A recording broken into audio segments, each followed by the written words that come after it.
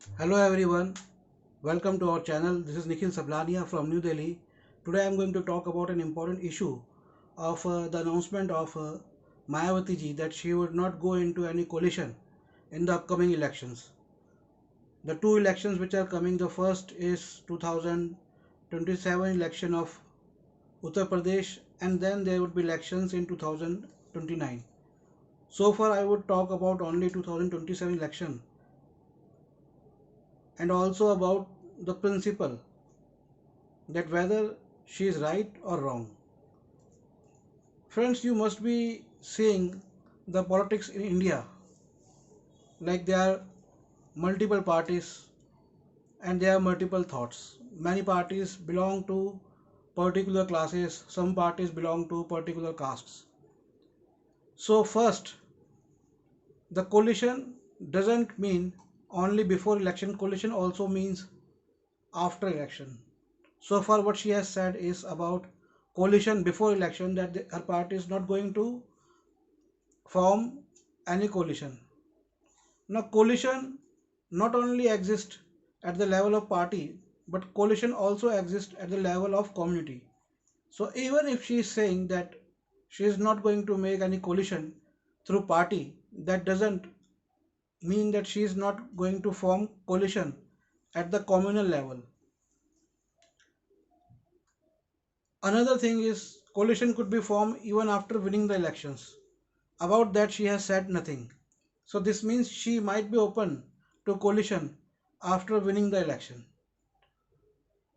So I hope in short it is clear that even if she is not making a coalition with any political party, coalition of the people of the communities could be made under one party, that is Bahujan Samaj Party.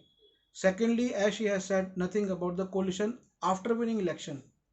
This means she is open to the coalition after election. But the most important point is what is the principle behind coalition, what is the principle behind politics, and that we must understand. And I'm going to talk on these issues. Today, those who are 16-year-old would be going to vote when they will be 18 in 2027. After 2 years, many youngsters are going to vote, and today, those who are 14, they might be going to vote in 2029. So, we will have very young people going to vote. The young generation which doesn't know about the past, which doesn't know about the politics, the only thing that they know is adult franchise, that they can go and vote. This concept of universal franchise is not an easy concept. These all are very technical, politically technical things, which you never learn actually. What you learn is like, okay, this is adult franchise that everyone can vote, or what you learn is what is told to you about by the told to you by the news channels or by your textbooks. But there are some other things which you must understand before you are going to vote. Now, first and most important thing in the politics is about principle. India had been an aristocratic land. Various rulers ruled India, and then we got a democratic structure where the power came to the people to choose the people. This concept you understand, this principle you must understand, that when you are going to participate in the democracy through voting, this is a very important thing that you are getting. This you are getting after thousands of years of struggle of human civilization, and there are principles behind it. The word democracy means demo means people, cracy means to rule. So it took thousands of years from the power to transfer to the people through the process of democracy, the rule of the people. But if the people are politically uneducated, how they are going to cast their vote? That is the question which no one issues, no one addresses.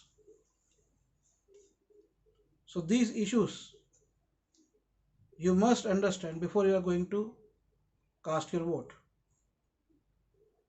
Now each party, it is called party. Party means a group of people. Now who are these group of people who form a party? Generally they come from a class or from a religion or from a community. To say that one party belongs to various classes or various community or various religions is false.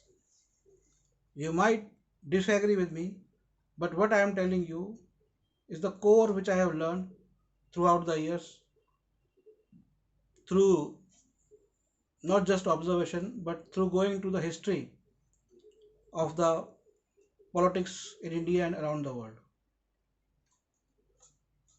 When the democratic process was started in India, the parties which were formed earlier were formed by coalition of some castes,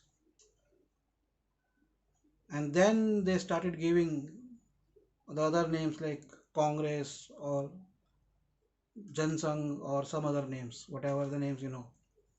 So all these political parties come from the classes, some classes, some communities, some religion. Like we know Muslim League is from a religious, it is from a religion. Hindu Mahasabha is a religious party. They are a class of a particular religious classes. Now, whom does Mayawati represents? That's also important. Before we understand the question of the principle of politics, Mayawati represents scheduled castes in India. Who are scheduled castes? They were the most deprived people before scheduled tribes. So the most deprived people are scheduled tribes or aboriginal Indians. But before them, it's the scheduled caste which is one of the most deprived people. And scheduled caste means around 1900 castes. Now this party, Bahujan Samaj Party, is not something new which happened in 1984. Actually, it all started with Dr. Ambedkar forming his party Scheduled Caste Federation. The symbol of Scheduled Caste Federation was elephant, which was taken by BSP because Scheduled Caste Federation was dissolved. It got dissolved actually, and then another party was formed by the same people by the name Republican Party of India, that is RPI. So this symbol elephant belongs to Scheduled Caste Federation. The blue color belongs to Scheduled Caste Federation. Now you understand what's the importance of Scheduled Caste Federation and these scheduled castes which formed a federation in the democratic process of India. Apart from Scheduled Caste Federation, there were two classes of the people, two political classes. These political classes were Hindus and Muslims. There was a third class which couldn't become a political class during the process of Government of India Act 1919 and Government of India Act 1935, and that class was the backward classes of Hindus. Now, traditionally, let us go into what are these classes as per the Hindu religion. So, they are basically some classes. First class is a Dvij class. Dvij class means Brahman, Baniya, Vaishya, and Kshatriya. Dvij or twice born. Now, apart from this, is forms a one class, that is a Dvij class. Then there is another class called Shudra. These two classes form Savarna. Then there is a third class, Antyaj, that is outcast, totally outcast from Savarna, totally outcast from Dvij and outcast from Shudra. They are untouchables or scheduled castes. They are also called as depressed classes, given the name depressed classes from where the word Dalit has come. And then the fourth one is the Aboriginal Indians, Adivasis, which were never part of, these two classes were never part of Hinduism actually, but though they are now counted as Hindu.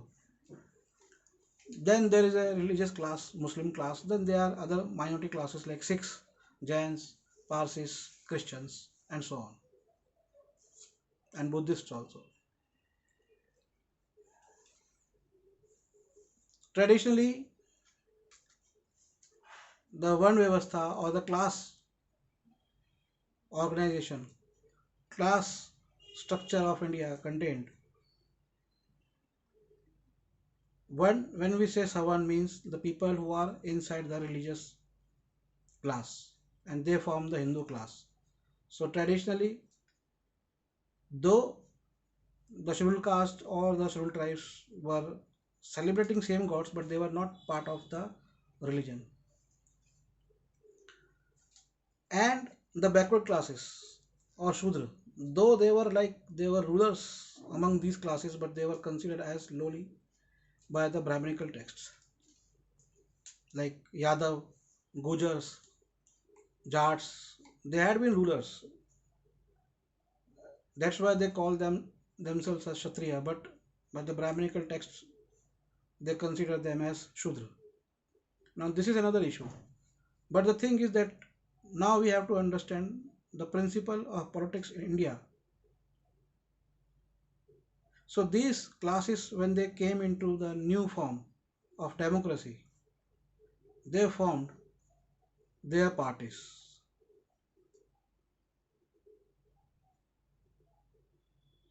Congress party belonged to which classes? Brahman, Vaishya and Kshatriya. Then came and the backward classes or Shudra, they were taken by Congress. There were some opposition to Congress, but that opposition was very less. That's why there was Jansangh or some other parties.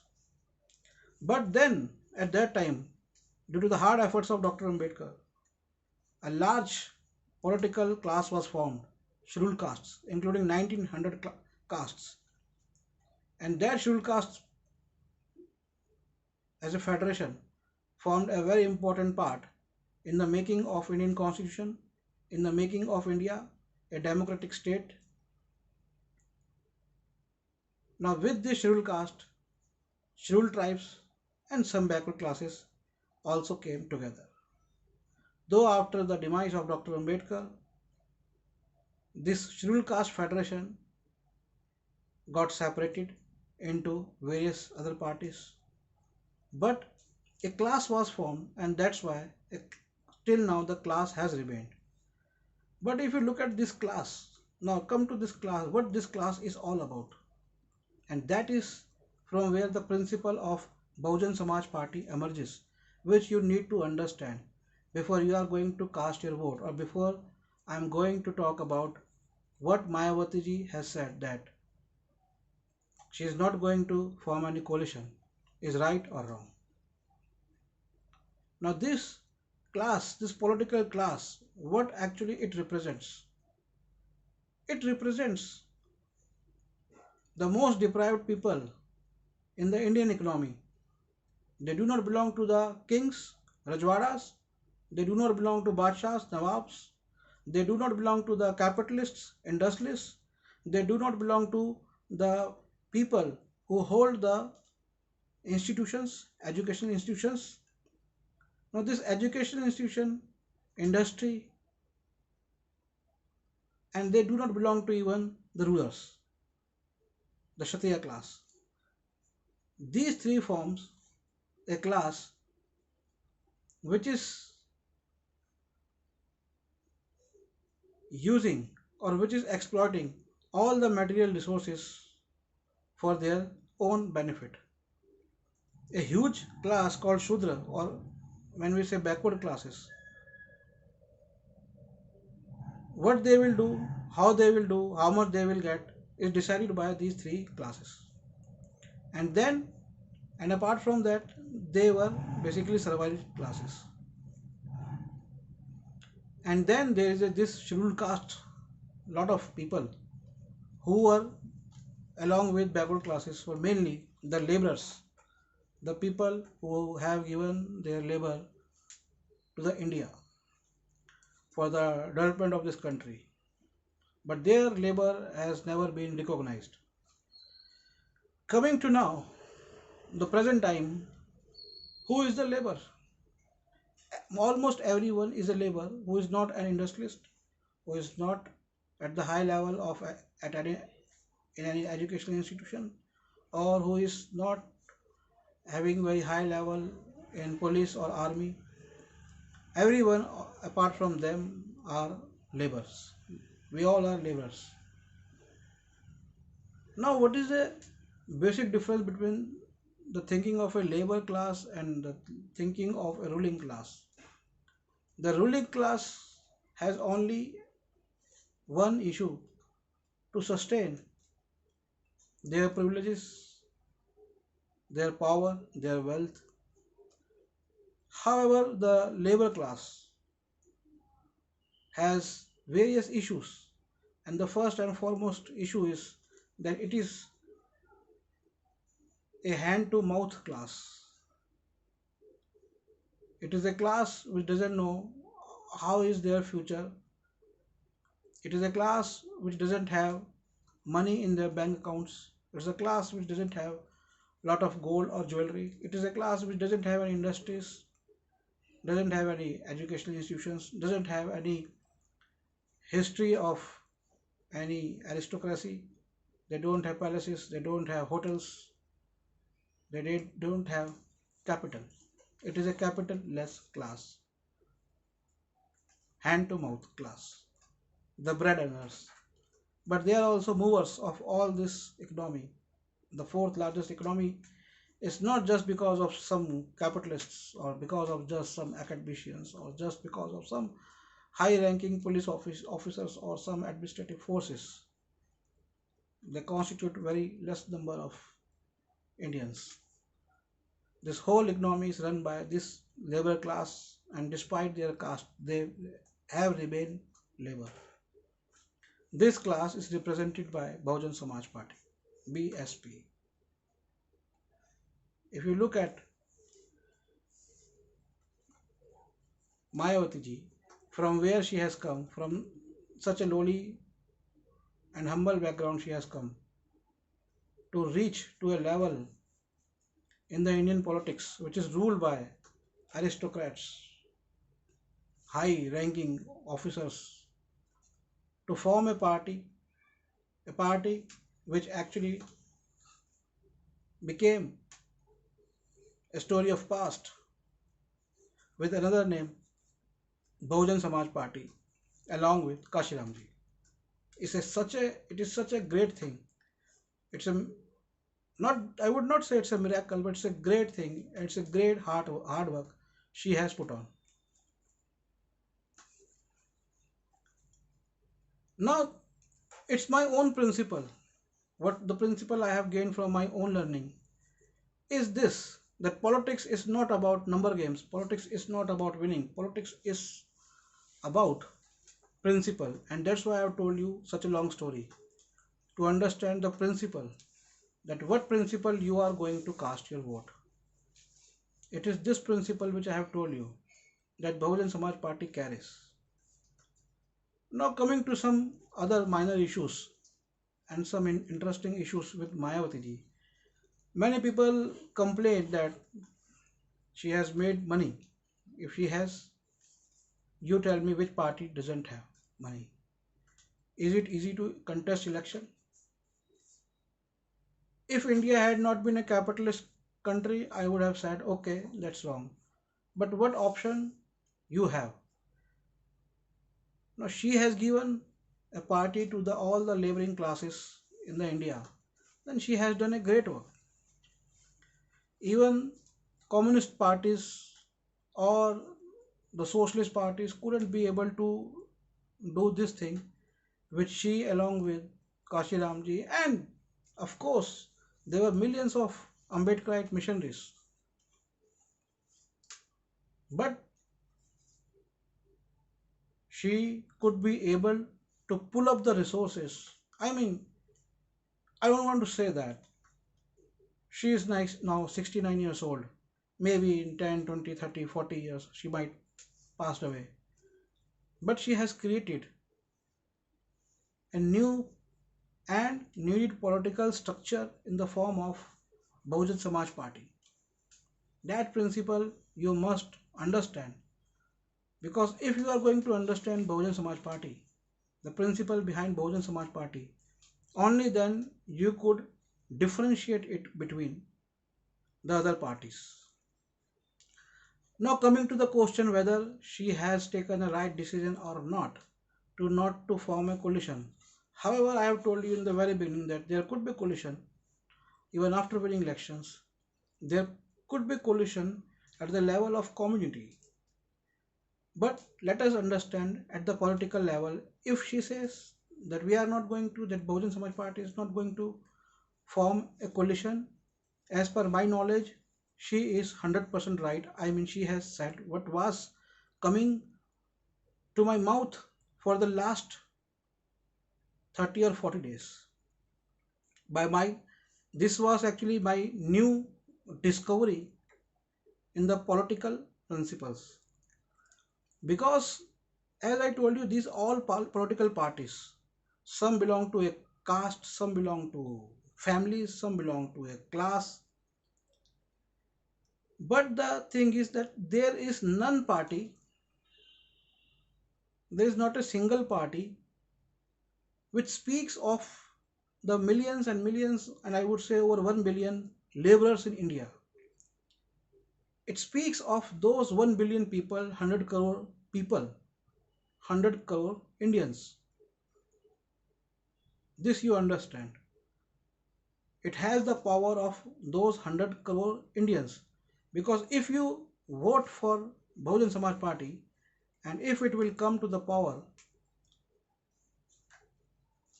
if you will read some writings and speeches of Dr. Ambedkar ji, you will understand that what it is doing as per his words. And if I am wrong, you can go to volume number 17, part 1, part 2, part 3 and understand. Then you can understand that it's going in the same direction as Dr. Ambedkar wanted. So where it will come, certainly because its principle is having the principle of equality, fraternity, the principle of equal distribution of wealth. And it's not that I'm something saying new, it has done in the past. But when it comes to other parties, Congress Party, BJP, Samajwadi Party, Trinamool Congress, RJD, Janata Dal Union, NCP, Shiv Sena, these all parties, even Aam Aadmi Party, they are the parties of the top industrialists, the capitalists, or some ruling classes or some families. Now, one interesting thing interesting fact I wanted to tell you. None of you might be knowing about this fact which I am going to tell you. There are two things which I am going to tell you in this video. First, let's go back to the past. In the time of Round Table Conference in London, 1930, 31, 32. At that time, the princely states, the kings, the nawabs, the zamindars and the capitalists or industrialists, they wanted reservation or representation, special representation in the legislature. But that was denied, and Dr. Ambedkar said that if they will come into the legislature, then there would be no power of the people, because these people are already ruling for many years and they have not given away their wealth, their power, or whatever. Now, if you look at the other parties now, BJP, Congress, Samajwadi Party, Trinamool Congress, RJD, Shiv Sena, and other these parties. These parties are actually another form of those parties, the capitalists, the aristocrats, the rajwadas, the zamidars, or the clans. They don't have a space for the poor, for the laborers.